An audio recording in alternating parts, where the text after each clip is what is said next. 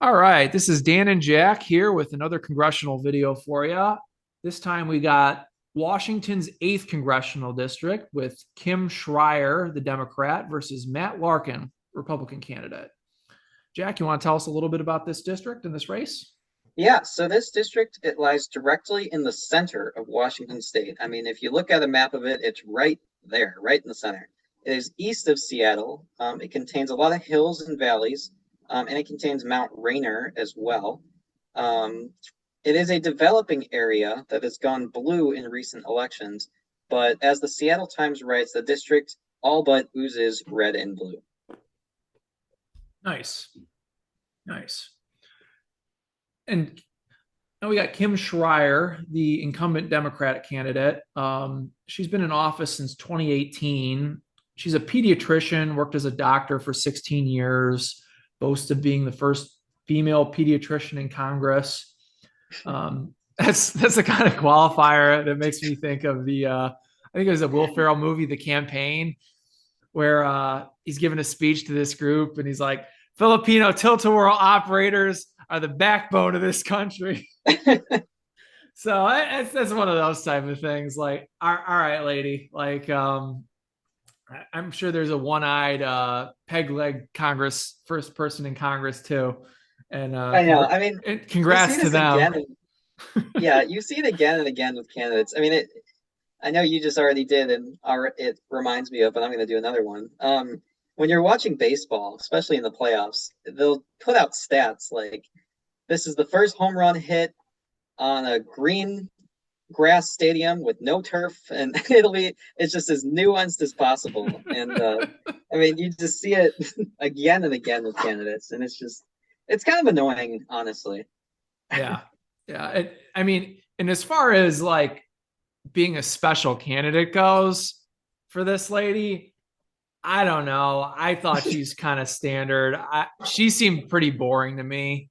Um, I mean, she's got a decent back. I mean, if if paper being a paper tiger was a thing, like I guess she's a paper tiger, but like I don't know the way she sounds in her videos, the way she talks. I didn't really think she was anything really special. Did you?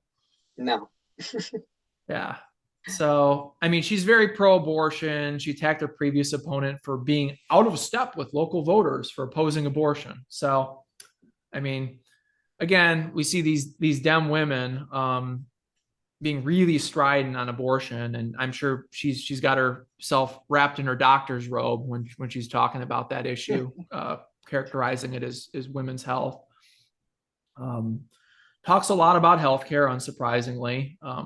As we said, she doesn't stray from standard Dem talking points.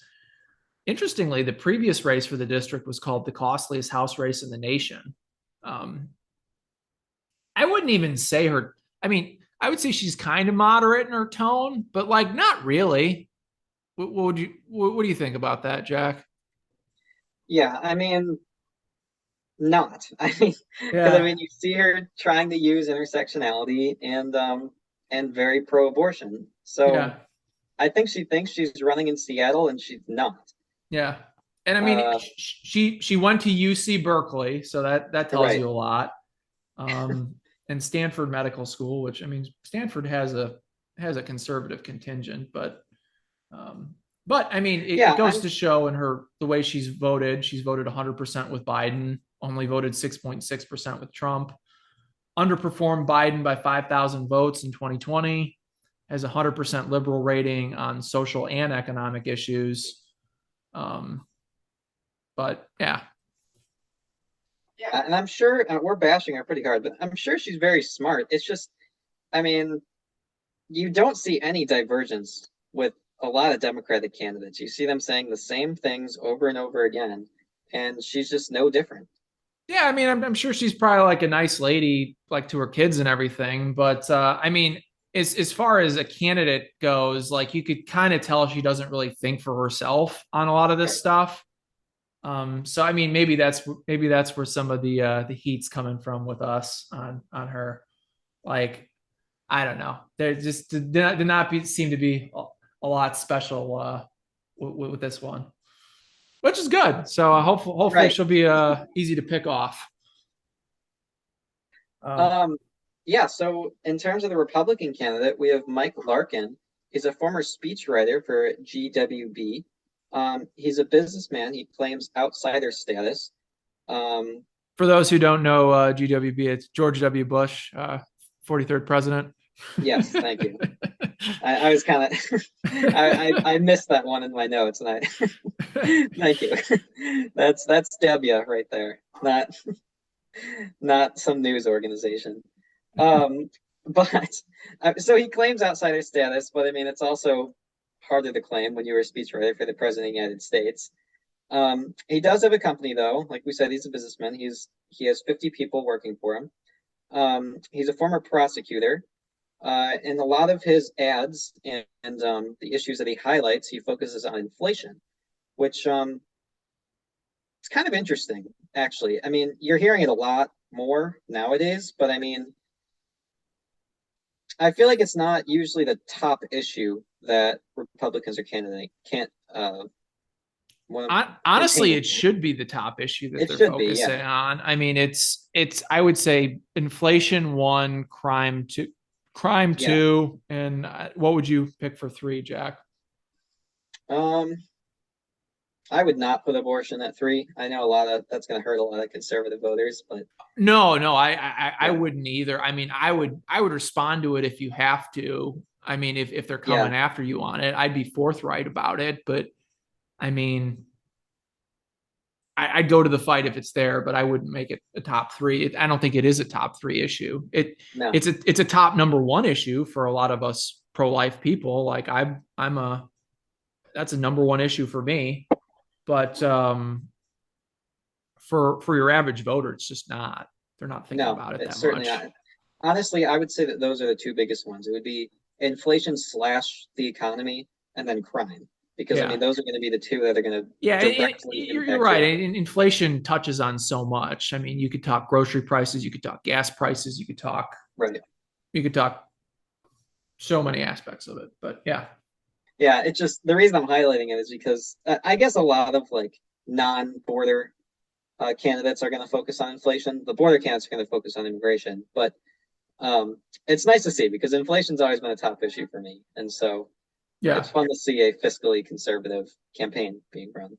Um, anyways, so he rightly points out that Schrier is just going along with whatever Pelosi and Biden want, which is kind of what Dan and I were saying. Um, I mean, that's honestly that's a good thing um, to hammer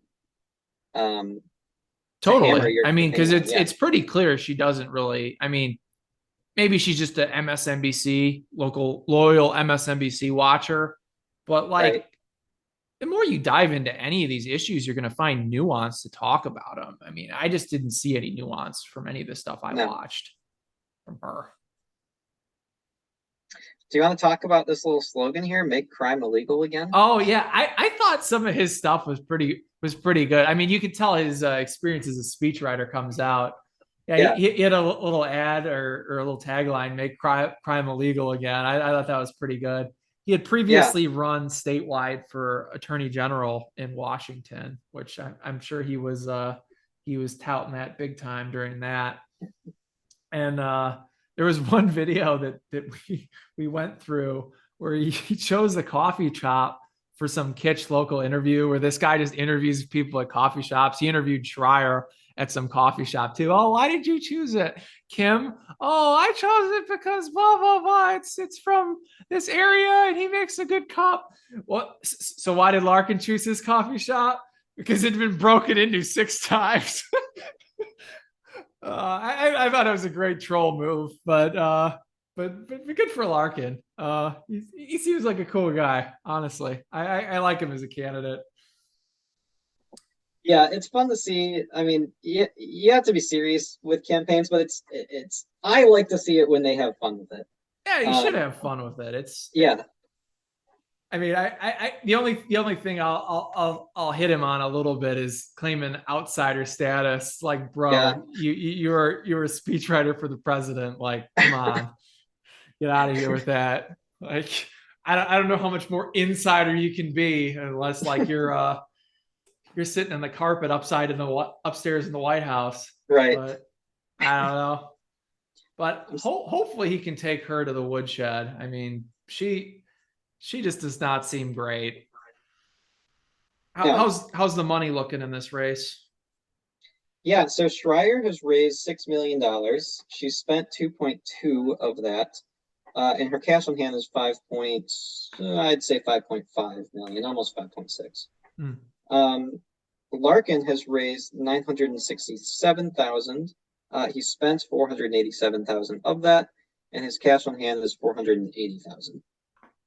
I mean, the amount of dollars he's pulling in is pretty good for a Republican. I mean, which maybe goes to show all the contacts he's built up over the years in the Bush administration. So hopefully he can bring all those to bear for this. Because a lot of those Bush guys haven't been having a lot of victories lately. So maybe they can rally around this guy. Have we been calling them Kim and Mike this whole time? Yeah.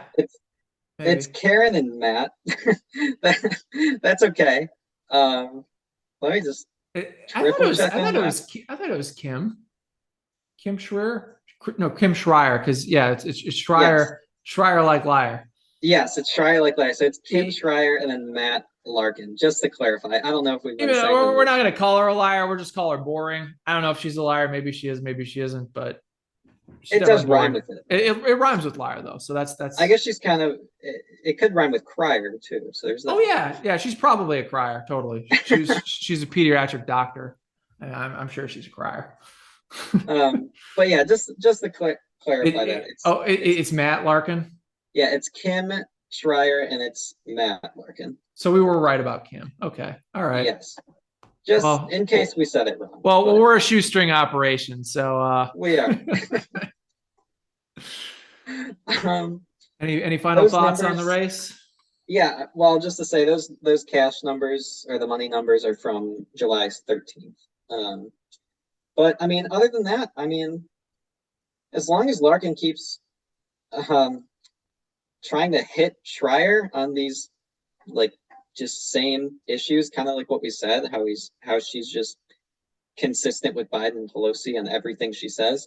He just needs to keep hitting her on that, and then he could cruise to victory. Yeah, like I would say, like have Kim talk to as many voters as she can because she'll bore them all to tears. Yeah.